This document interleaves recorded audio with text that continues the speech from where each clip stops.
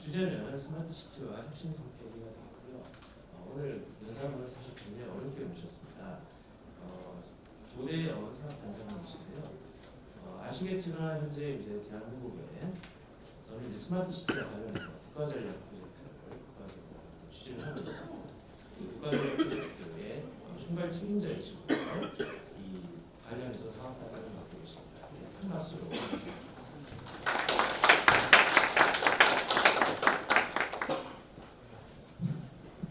네, 안녕하십니까.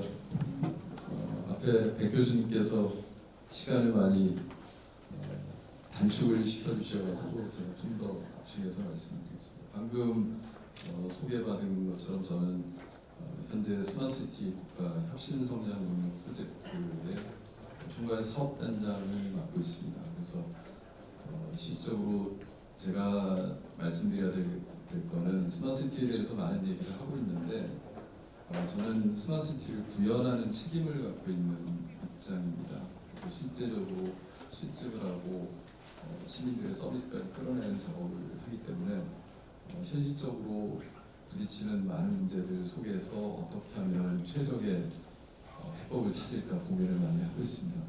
분위기를 좀 전환하기 위해서 제가 질문 두 가지를 여러분들께 한번 드려야 될 것 같습니다. 혹시 여러분들이 지금 현재 살고 계시는 서울도 되겠지만 스마트 시티에 살고 계신다고 생각하시는 분이 있으면 손을 한번 올려주시겠습니까? 스마트 시티에 살고 계시지 않습니까, 여러분? 한 분도 안 계십니다.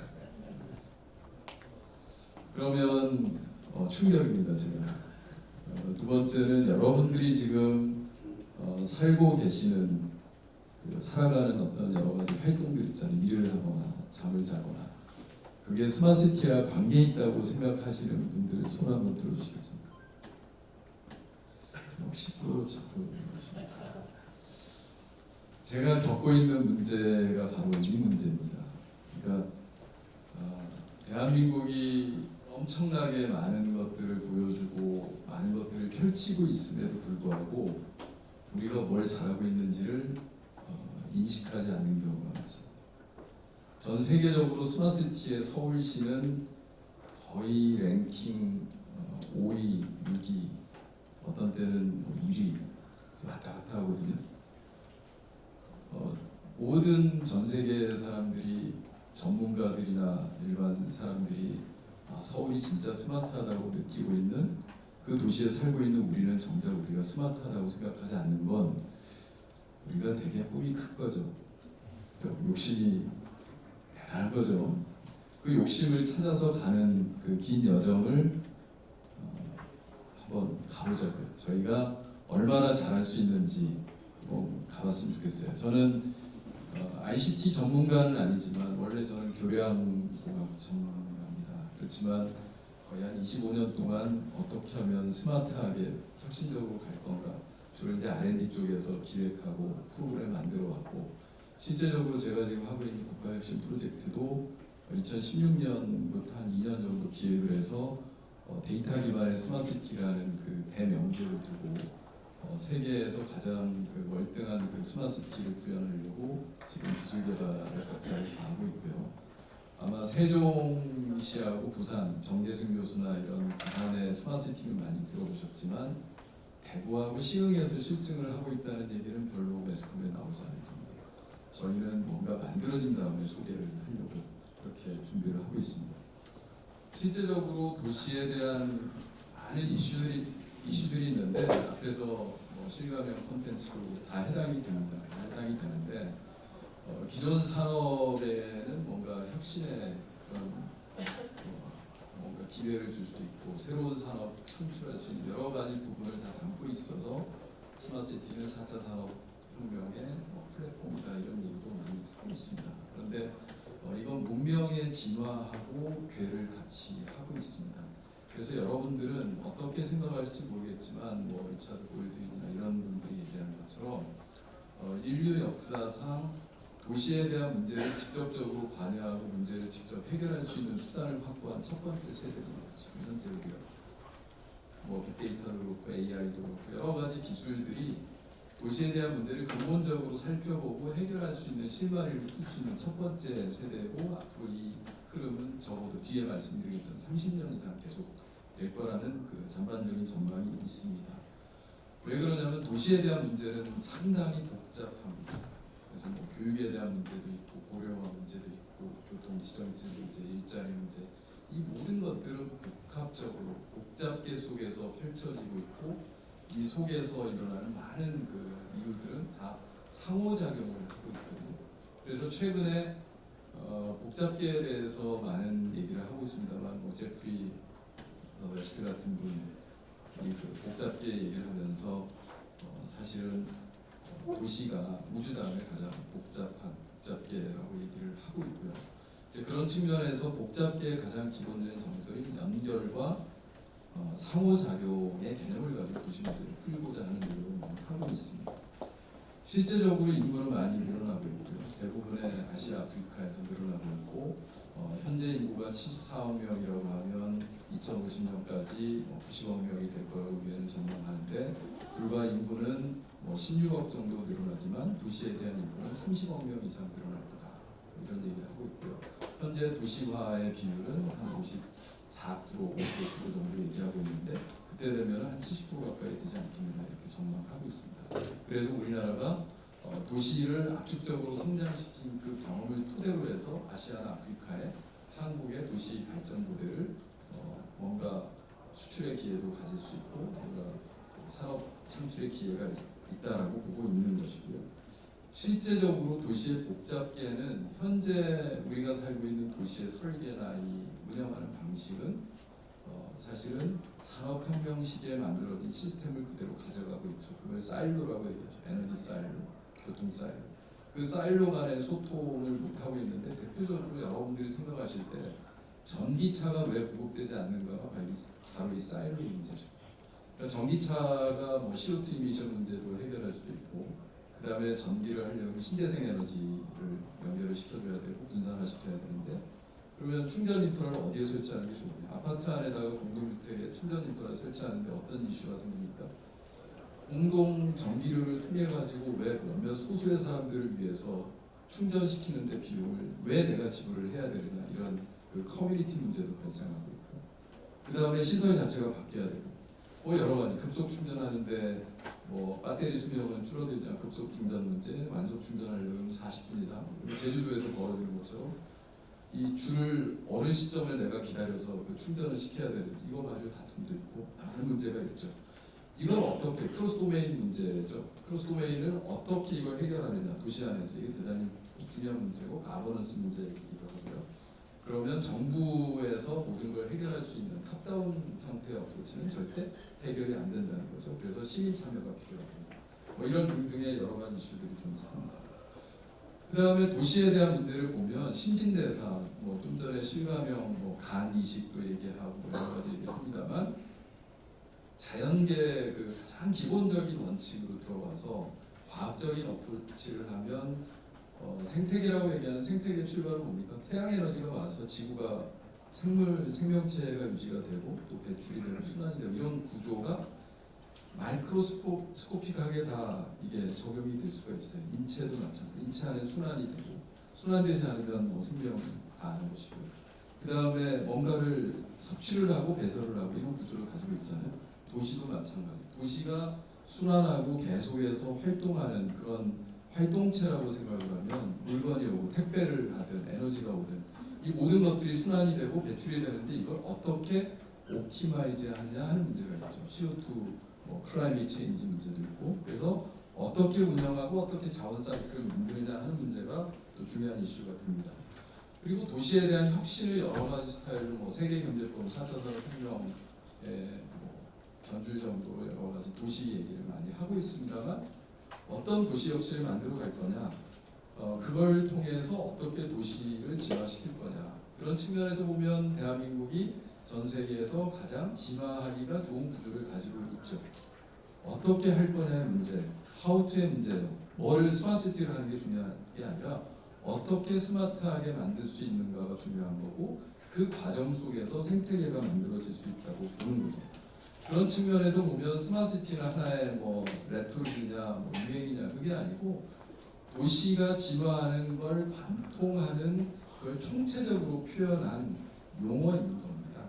그래서 제가 굳이 말씀을 드리자고 하면 도시에 대한 문제 그리고 도시에 대한 도전을 시스템적인 사고를 바탕으로 어떻게 과학기술적으로 해결하느냐라는 어프로치를 전부 다 스마트시티라고 보셔도 됩니다.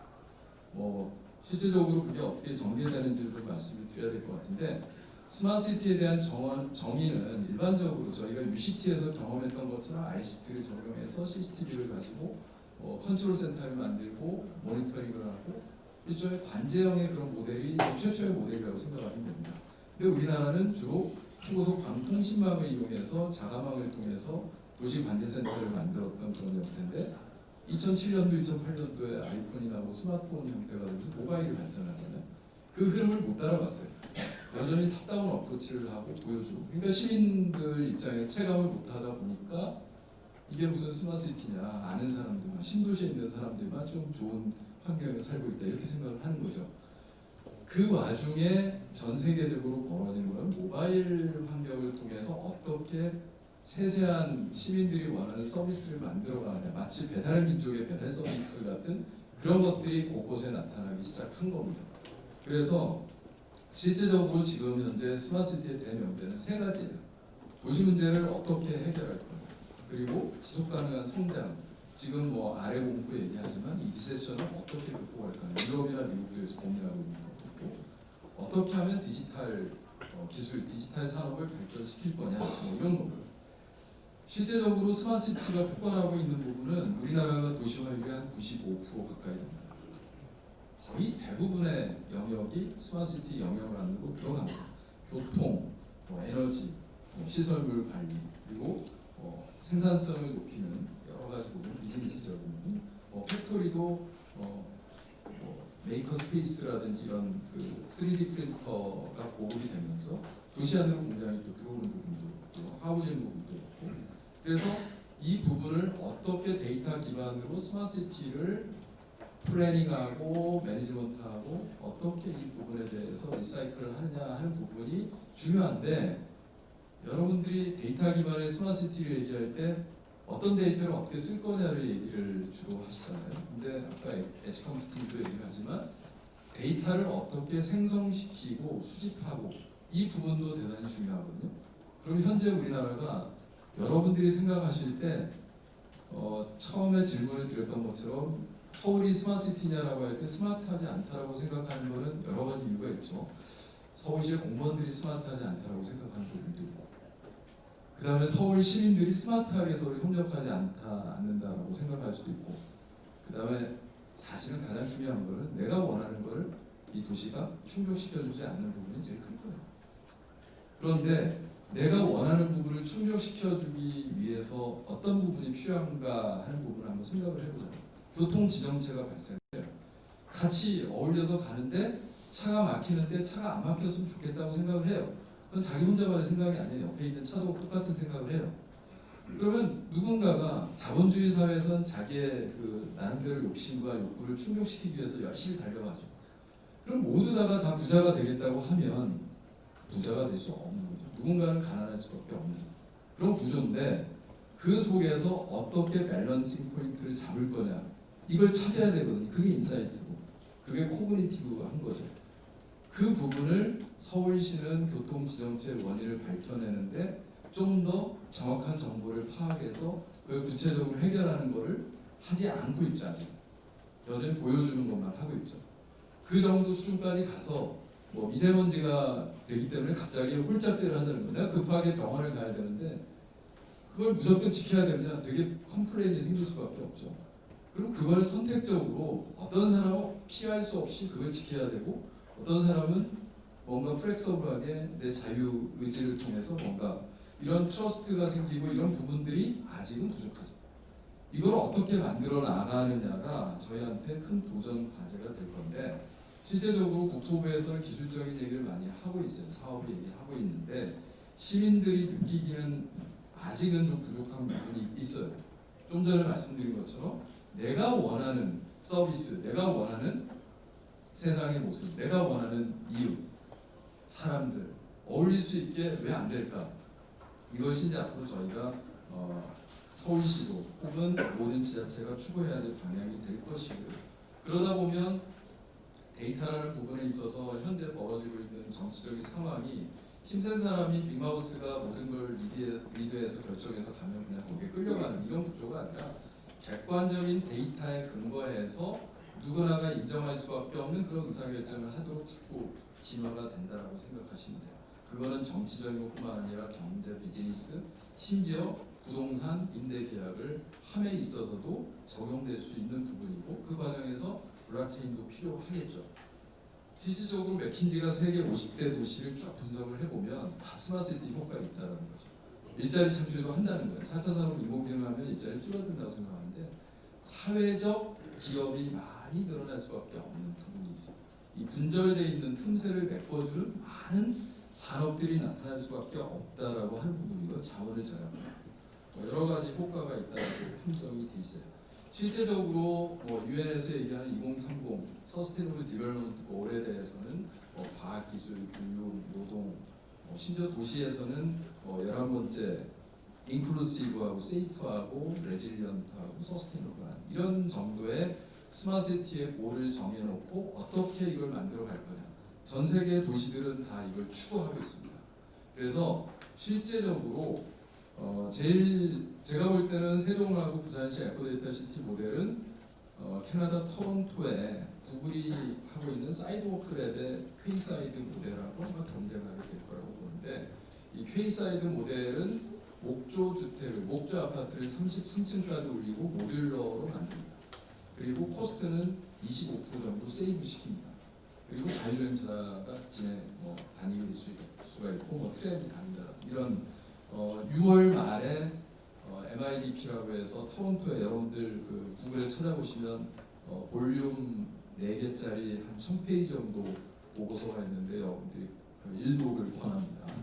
그리고 콜럼버스가 스마트시티 챌린지로 해서 오하이주 콜럼버스가 챌린지에서 4천만 불의 연방 정부의 지원을 받아요.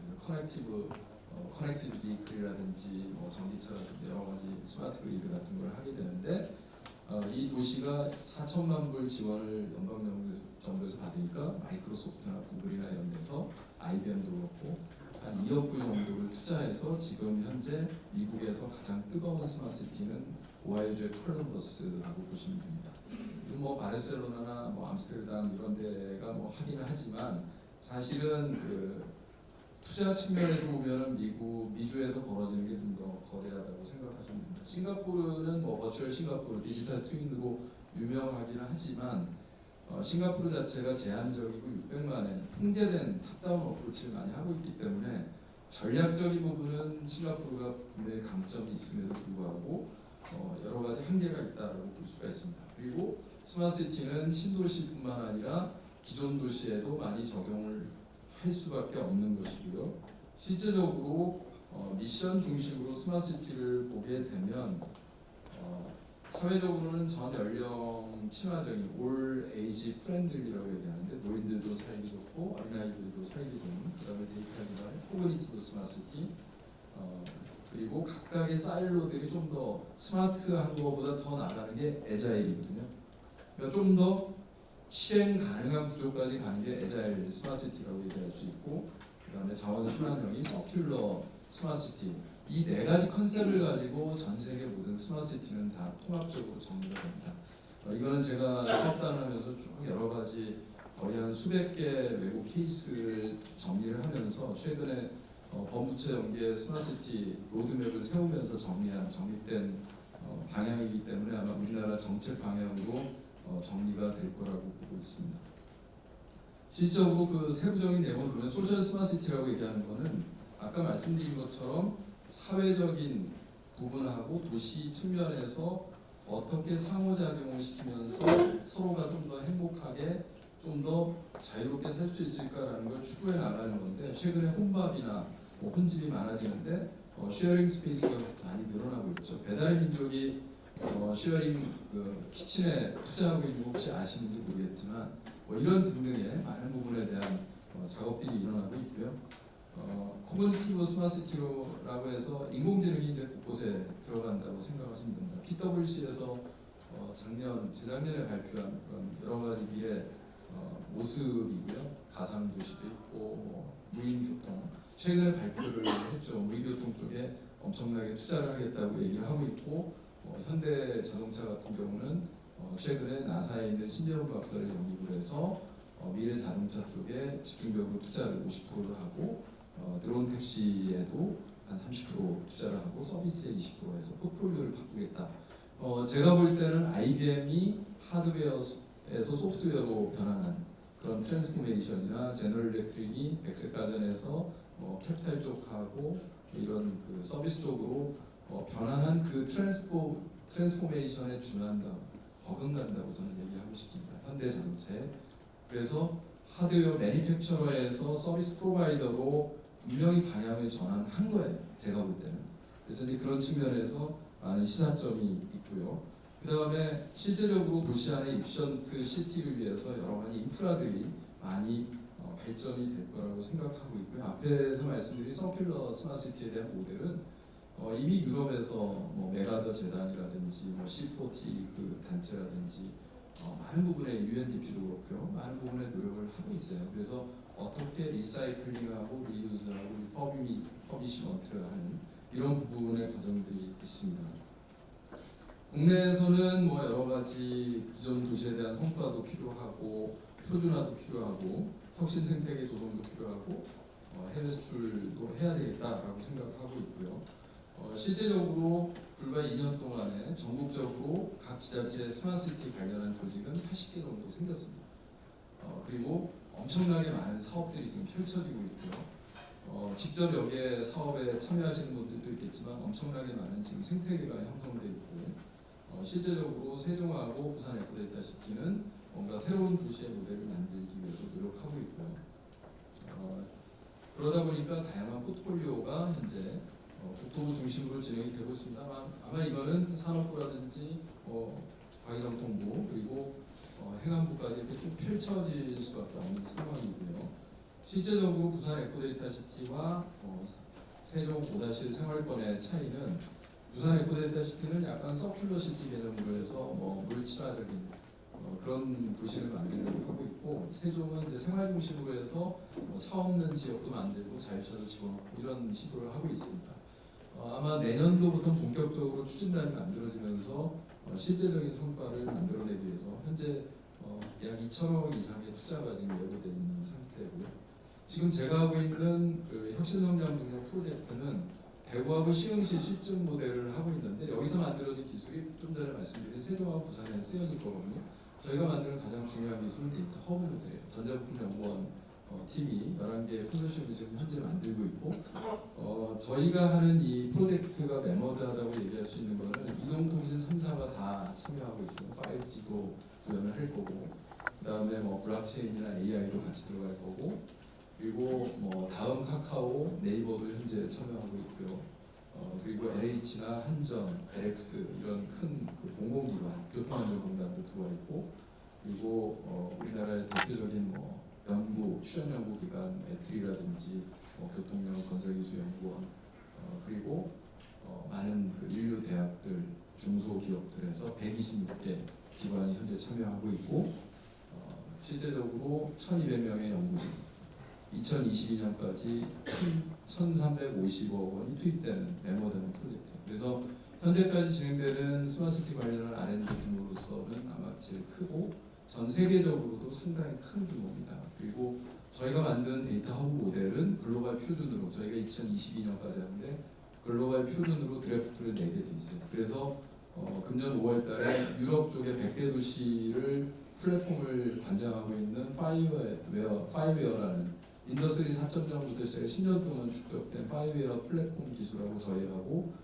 기술적 제휴를 하기로 지금 이미 확정이 돼 있는 상태고요. 그래서 사실은 드러나지는 않지만 전 세계에서 이 데이터 기반의 데이터 허브 한국에서 만들어진 모델에 관심이 되게 높습니다.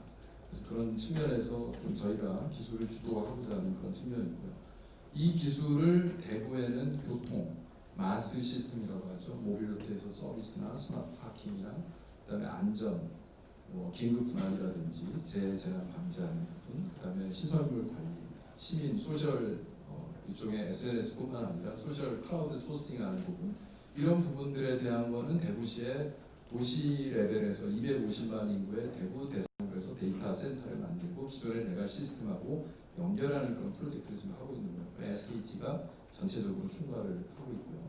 그다음에 시흥시는 요즘 데이터 이코노미 얘기하지만 데이터 마켓플레이스를 도시로서는 아마 최초로 구현하는 게 시흥시 모델이에요. 그래서 환경 관련한 리빙랩이라든지 한전이 하고 있는 에너지 매니지먼트, 빌딩 에너지 매니지먼트, 하우스 에너지 매니지먼트, 팩토리 에너지 매니지먼트를 한꺼번에 플랫폼으로 만들어서 시흥시에서 구현하면 그걸 우리나라 전체 원그리드 시스템 한전에서 전체적으로 도시에 확산할 수 있는 그런 준비가 지금 되어 있고요. 그다음에 헬스케어 모델, 장애인 이동 모빌리티 부분, 그다음에 최근에는 스마트 어린이집 모델까지도 지금 시흥에서 구현이 되고 있어서 현재 시흥시 아마 서울대 시흥 캠퍼스가 만들어지면서 거기에 엄청난 이노베이션 그 센터가 만들어지고 클러스터링이 돼서 시흥시를 중심으로 해서 그 주변의 광명, 안산, 인천 등에 엄청난 그 클러스터링이 만들어질 거라고 생각을 하고 있습니다. 실제적으로 혁신성장 동력 프로젝트가 생각보다 적은 예산으로 많은 것을 추구하고 있기 때문에 저희가 내년도부터 이 사업이 2022년에 끝난 이후에 2단계 사업에 대한 그 준비를 바로 들어갑니다. 바로 들어가서 이 사업이 끝나면서 연이어서 국가 재정 투자가 이루어질 수 있도록 그렇게 지금 진행을 할 예정으로 있고요. 여기서 만들어지는 비즈니스는 다양한 생태계, 스타트업도 만들고 세계적으로 뭔가 표준화에 좀 선도할 수 있는 그런 모델을 만들려고 하고 있습니다. 그리고 아마 저희가 내년 말 정도 되면 오픈을 하려고 하고 있는데 이 데이터허브 모델은 오픈소스 개념을 갖고 있거든요. 그래서 그걸 오픈을 하면 그걸 가지고 커스터마이즈해서 각 그 섹터별로 혹은 각 도시별로 적용할 수 있는 모델로 제시를 할 겁니다. 실질적으로 생태계 얘기를 좀 하자면 앞에서 말씀드린 것처럼 우리나라의 서울이 글로벌하게 보면 한 6위 정도 된다고 얘기하고 있는데 환경에 대한 미세먼지도 있지만 환경에 대한 경쟁력은 좀 상대적으로 저조. 그래서 우리나라가 환경에 대해서 좀 취약한 구조를 가지고 있다고 말씀드리겠고요. 혁신의 중심지가 이제 여러 개의 형태가 있는데 사실 스마트시티는 그냥 기존의 도시보다 좀 더 투자가 더 많이 될 수밖에 없어요. 센서를 집어넣고 인프라를 깔고 하기 때문에. 그래서 이걸 어떻게 하면은 비즈니스 쪽으로 전환시킬 수 있는가 하는 부분이 중요한 부분이에요. 그 과정에서 혁신 생태계가 만들어지는데 이거는 최근에 계속 부각되고 있는 부분이 중심지가 있어야 된다. 혁신이 이루어지려고 하면 사이버상으로 떠 있는 게 아니라 어딘가에 메카가 필요하다라고 얘기를 해요. 그래서 실질적으로 어디에 이런 혁신 중심지를 만들 거냐가 이제 중요합니다. 대구 같은 경우 대구의 중심지를 어떻게 만들 거냐, 시는 어떻게 만들 거냐, 서울은 어떻게 만들 거냐, 또 어떻게 도시 간에 연결을 시킬 거냐 이런 모델이 있을 수가 있고요. 실제적으로 최근에 발표한 건 그로스 코리더라고 해서 그 옥스포드하고 케임브리지를 혁신 코리더를 만들면서 이 그 코리도 안에서 소위 말해서 에이징 소사이티에 대한 그 여러 가지 바이오 쪽 대비하는 거라든지 아티피셜 인텔리전스 대응하는 거라든지 코그니티브 부분 이런 부분들을 어떻게 할 거냐, 그 다음에 신재생 관련한 이런 서큘러 이코노미나 이런 부분 어떻게 할 거냐, 이 부분을 런던 위쪽에 코리도를 만들어서 실제적으로 실리콘밸리에 버금가는 그런 혁신지를 만들겠다고 지금 투자하고 있거든요. 그래서 실질적으로 물리적인 혁신 공간을 어떻게 구성하는가도 이제 스마트시티 중요한 테마가 됩니다. 실제적으로 미국의 메이어 클리닉이나 이런 데는 아예 그 큰 건물 자체를 가지고 그 안에 생산성이 어떻게 되는 사람들이 얼마나 쾌적한 환경을 유지하는지를 실제적으로 리빙랩을 만들어서 운영을 하고 있고요. 영국의 에이럽 같은 데는 캠퍼스를 어떻게 협력적인 환경을 만들 수 있을 거냐 이런 고민들을 많이 하고 있습니다. 그리고 모빌리티 측면에서는 벤츠 앞에서도 벤츠 얘기가 나왔습니다. 벤츠의 그 자율주행 버스에 센서를 어떻게 해서 어떻게 디텍트하고 어떻게 안전하게 운행할 수 있는가에 대한 실험을 암스테르담에서 20km 구간에서 지금 진행을 하고 있고요. 시티 파일럿으로 하고 있고 실제적으로 미래 도시의 프랍텍이라고 얘기하죠. 이 프로퍼티 자체의 그 기본적인 어프로치가 되게 달라집니다. 사실은 이 부분이 앞에서 제가 질문드린 스마트시티에 대한 여러 가지 혁신적인 모델하고도 관계가 있어요. 그러니까 예를 들어 내가 집을 살려고 하는데 지금은 정해진 집을 그냥 계약해서 들어가 사는 건데 내가 원하는 그 집의 형태를 제안을 해요. 그럼 테일러드, 그러니까 양복점에서 재단에 사듯이 그걸 잘 만들 수 있는 회사를 컨트랙을 할 수가 있는 구조가 될 수가 있고요.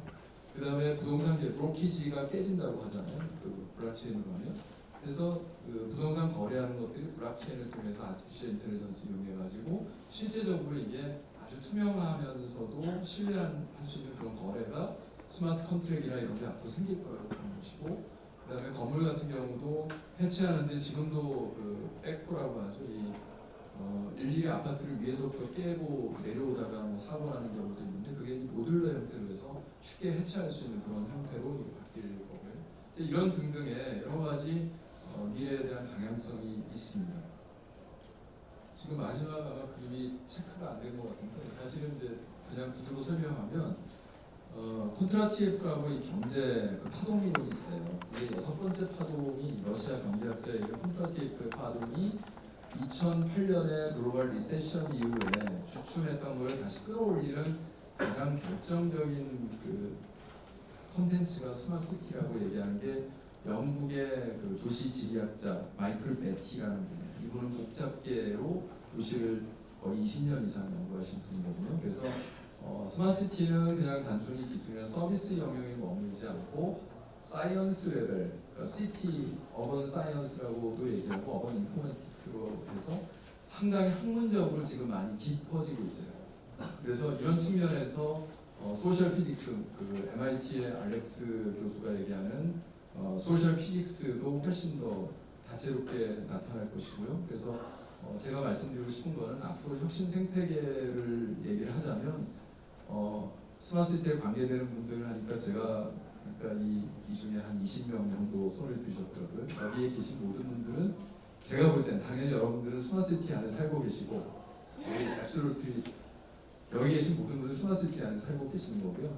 그리고 여기 계신 분들의 거의 90% 이상은 스마트시티 관련한 일을 하시거나 그 안에서 활동을 하실 거예요. 그래서 좀 더 관심을 가져주시고 여기 계신 전문가 분들이 또 주변에 약을 파는 건 아니지만 같이 협력해서 스마트시티를 잘 만들어 가면 글로벌하게 인정받고 글로벌하게 존경받을 수 있는 새로운 문명을 바로 이 대한민국 한반도에서 만들어낼 수 있을 거라고 저는 확신합니다. 그래서 끝까지 경청해 주셔서 감사드리고 제가 50분 딱 시켰는데 질문을 하셔도 좋고요. 경청해 주셔서 감사합니다.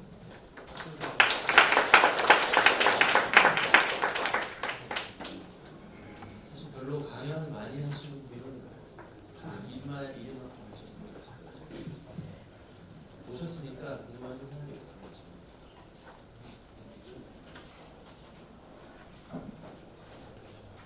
네, 안녕하세요. 강연 잘 들었습니다.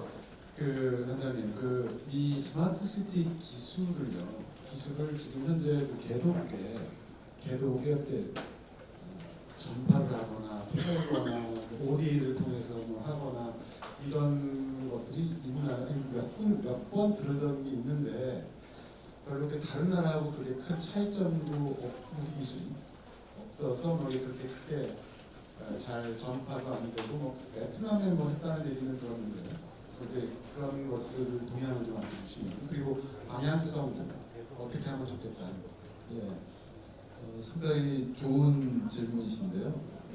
사실은 저는 개인적으로 동남아시아, 태국이라든지 베트남, 인도네시아 이런 데하고도 싱가포르까지도 미팅을 많이 했고요. MOU도 체결하고 했지만 코스타리카, 중남미 쪽도 제가 다녀왔지만 이런 겁니다. 그러니까 우리나라가 스마트하지 않다고 생각하지만 그 사람들이 볼 때 엄청나게 스마트한 나라입니다. 대한민국이. 그래서 5G를 가져가서 거기서 뭔가 하겠다라고 하는 갭이 있잖아요. 그러니까 이 갭을 어떻게 어프로치해서 그 사람들이 우리가 발전한 방향을 끌어오느냐, 유인하느냐 이 부분이에요. 그래서 가장 적절한 거는 그들의 수준이 어떤 건지를 정확히 진단을 하고 그들이 할 수 있는 역량이 뭔지 못하는 역량이 뭔지 그 그 빈자리를 저희가 서포트하는 형태로 해서 하면 되거든요. 첫 번째가 가버넌스예요. 그 사람들이 주로 이제 후진국 같은 경우는 탑다운 어프로치를 많이 하거든요. 여전히 정부는 힘이 있어요. 정부는 힘이 있는데 어떻게 해야 되는지를 몰라요. 근데 한국이 어프로치하는 5천만의 이 국가가 어프로치하는 세계적이고 되게 인텔리전트한 피플들이 하는 이 어프로치를 따라가기 힘들어요. 교육적인 측면이나. 그래서 교육과 가버넌스와 이거를 전략적으로 제시를 해줘야 돼요. 거기서부터 실타래가 풀리거든요. 그러니까 기술이 먼저 들어갈 수 있는 게 아니고 그 시스템을 기술이 들어갈 수 있는 시스템을 설계하고 그 속에서 하나하나 플러그인하는 어프로치를 해야 되는 거거든요. 근데 그 어프로치를 하기에는 우리나라의 그 업체들이 되게 단편적으로 접근을 하죠. 자기가 가지고 있는 상품만 팔려고 하잖아요. 그러니까 이 밑단에 이 전략적인 부분에 컨설팅 그룹이든 뭐 ODA 사업을 꾸익하든 이 부분이 좀 형성이 돼야 되는데 그게 아직은 조금 정리가 안 돼 있었는데 그런 어프로치를 하면 훨씬 더 실제적인 그런 결과물을 만들 수 있을 것 같습니다. 네, 또 지금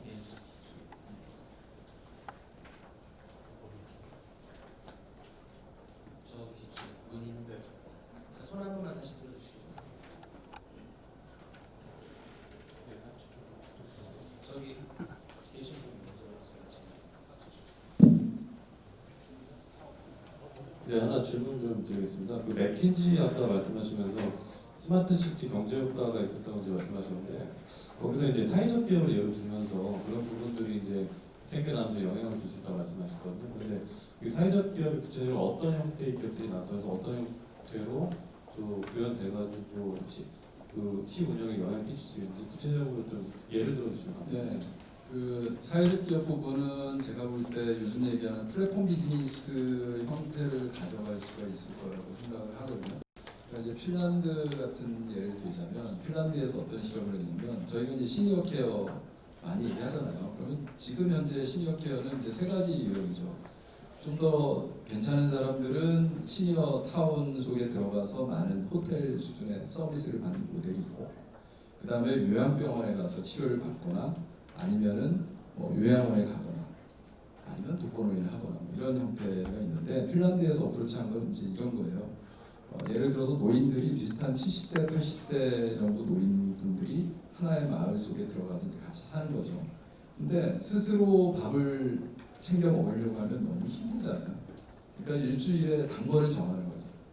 뭐 한 10세대, 뭐 15세대 정도 되면 월요일 날은 뭐 A하고 B 그룹에서 전체 10명 부분의 식사를 하루 종일 챙길 수가 있고 나머지는 프리하게 되는 거죠. 그러니까 그런 식으로 식사, 설거지 뭐 이런 부분들을 쭉 하잖아요. 근데 노인분들이 제일 싫어하는 게 뭐냐면 쇼핑 가는 거예요. 그러니까 먹거리를, 식자재를 마트 가서 이걸 카트를 밀고 하는 게 너무 힘들잖아요. 그게 필요하잖아요. 그러니까 이분들이 알아서 모든 걸 할 수 있는 건 아니고 헬스케어를 하든 그 다음에 이런 배달 서비스를 하든 이 부분을 모아가지고 사회적 기업 형태로 해서 이걸 공급해주는 서포터가 필요한 거예요. 이 서포터가 기존에 없는 거죠. 이게 이제 새로운 틈새가 생기는 거죠. 그러니까 이 부분들을 그냥 개인이 고용해서 하기 너무 비싼데 이걸 쉐어하는 형태로 하면 이 부분이 뭐 A 지역, B 지역 이렇게 돌아다니면서 그걸 나름대로 정기적으로 서비스하는 모델이 되면 그 지역 기반의 커뮤니티를 케어할 수 있는 서비스 비즈니스들이 생기는 거예요. 그러니까 그런 케이스부터 시작해서 그게 엄청나게 많아요. 장애인에 대한 것도 있고. 그래서 지금 그 보육도 마찬가지거든요. 보육 부분도 노인분들이 어린아이를 케어하기가 되게 쉬워요. 뭐냐면 노인분들의 70대 노인분들의 동선하고 5살 어린아이의 동선하고 거의 비슷하답니다. 활동 반경이. 그래서 이분들이 같이 이렇게 그 퍼줄 수가 있어요. 노인들은 어린아이가 이쁘기 때문에. 그래서 그게 재능 기부는 아니지만 뭔가 훨씬 더 사회적으로 친화적인 그런 환경을 만들 수도 있어요. 근데 그 엄마들이 자꾸 이 분리를 시키려고 하는데 그게 좋은 게 아니고 이미 우리는 조선시대 때 다 경험을 했거든요. 그러니까 격세 공감이 얼마나 중요해요. 인성이라든지 사회적인 이런 부분에 도덕적인 부분. 그게 지금 저희가 핵가족화되면서 다 붕괴돼서 그런데 그걸 다시 리커버리 시키는 거. 이런 게 다 사회적인 기업이 돼요. 기다리셨습니다. 마지막 질문으로 가겠습니다. 시간.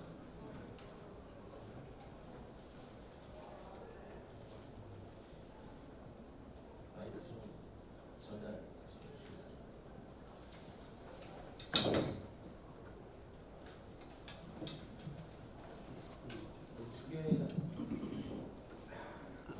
예, 발표 잘 들었습니다. 그 지금 세종하고 부산에 스마트 시티를 계획하고 계신데 이쪽이 사실 거의 허벌판의 신도시급으로 만드는 것 같습니까? 그렇다면 스마트 시티를 운영하는데 말씀하신 대로 가장 중요한 건 데이터인데 그 허벌판에서 어떤 데이터를 활용해서 스마트 시티를 이제 운영하시겠다는 건지가 조금 궁금하고요. 그리고 현재 대구 쪽에 데이터 허브 센터 짓고 계신 걸로 알고 계시는데 그 역시도 현재 시작된 지가 얼마 안 된 걸로 알고 있습니다. 방향성만 있는 걸로 알고 있는데 그런 것들이 어떠한 형태로 교류가 돼서 어떻게 융합돼가지고 세종과 부산의 그 목표에 맞는 스마트 시티를 구현하고 싶으신지 그 하우투가 조금 궁금합니다. 네. 뒤에 대구 쪽은 제가 설명을 드릴 수가 있고 첫 번째 질문은 저도 똑같은 퀘스천을 갖고 있어요. 그러니까 정재승 교수하고 황병성 그 마스터 플래너가 하고 있는 그 모델은 새로운 도시 모델이거든요. 4차 산업혁명에 문제는 뭐냐면 80만 평 정도의 그 규모 가지고 우리가 얘기하는 일반적인 도시의 그 스트럭처를 다 커버할 수 있는 그 모델이 나올 수가 없어요. 데이터 모델을. 그러니까 기본적으로 저희가 얘기하는 글로벌하게 학자들 얘기하는 스마트시티의 최소 단위는 10만 명 도시예요. 10만 명 이상의 도시가 돼야 그 안에서 교통, 에너지, 예를 들어서 쓰레기 소각이 구조가 되거든요. 그러니까 그건 뭐냐면 전체 도시 차원의 홀리스틱한 그 통합적인 모델을 만들 수는 없어요. 세종하고 부산하고 데이터시대. 다만 기술에 대한 적용성이나 데이터를 좀 쉽게 받을 수 있거나 이걸 테스트하는 사이트로 활용될 확률이 높아요. 그러니까 그런 측면에서 데이터를 얘기를 하지만 그 데이터하고 우리가 얘기하는 시티 데이터하고는 좀 차이가 있고 신도시 개념으로 하기 때문에 그 데이터가 축적되고 하려면 적어도 5년에서 10년 정도 걸리는 거기 때문에 그 정도의 그 빅픽처를 가지고 보지 않으면 당장의 데이터를 가지고 뭔가를 보여줄 수 있다라고 얘기하기 힘들어요. 그러니까 그런 측면에서 좀 이해를 하시면 좋을 것 같고 그렇잖아요. 국토부에서 요청이 와서 이 기술에 대해서 어떻게 적용하는지에 대해서 제가 좀 총괄적으로 분석하는 그 책임을 지금 맡게 됐어요. 이것 때문에. 그래서 어떻게 이걸 잘 조합을 시켜서 성공을 시킬 거냐 고민을 하게 될 거고 두 번째 질문이 대구 같은 경우는 대구 그 수성의 알파시티 안에다가 데이터 센터를 만드는데 그 사이즈가 적정한 건지 스토리지나 뭐 여러 가지 그 부분에 대해서 다시 리디자인을 하고 있는 상태인데 현재 저희가 SKT하고 현재까지 한 거는 레가시 시스템하고 데이터 가버넌스나 카탈로그나 이 부분이 어떤 것들이 정말 필요하고 중요한지 시큐리티 문제나 프라이버시 문제 이 부분을 지금 필터링 작업을 하고 있는 상태고 그것까지 다 아우르면서 데이터 모델이 들어가는 거고요. 현재는 전자품연구원에서 스마트시티의 데이터 허브에 대한 아키텍처 설계는 다 끝났어요. 그래서 블록체인 어떻게 붙이고 아답터를 어떻게 쓰고 API나 SDK를 어떻게 하거나 이거에 대한 6레이어라고 저는 얘기하는 시큐리티까지 그 설계는 다 끝났기 때문에 그 모델은 현재 POC 단계로 지금 넘어가 있는 상태이기 때문에 그거는 기술적으로 크게 문제가 없을 거라고 생각을 하고 다만 이제 가버넌스 그다음에 국정원이나 행안부나 이런 전자정부의 데이터를 어떻게 이걸 활용할 거냐 이런 부분들이 실무적으로 나옵니다. 네, 저 오전에 한 2시간 정도 뒤에서 서 계시면서 들으신 분도 많은데 끝까지 많은 관심을 감사합니다. 주변 그 단장님 말씀을 제가 좀 듣다 보니까 이 스마트 시티라는 게 가장 복잡한 그 사회적 활동을 과학 기술에 좀 도움할 정도로 좀 담대하게 고민하고 있는 생각이 드는데 그 책임을 맡고 계시는 경우에도 좀 잘 될 수 있고 건설을 보면서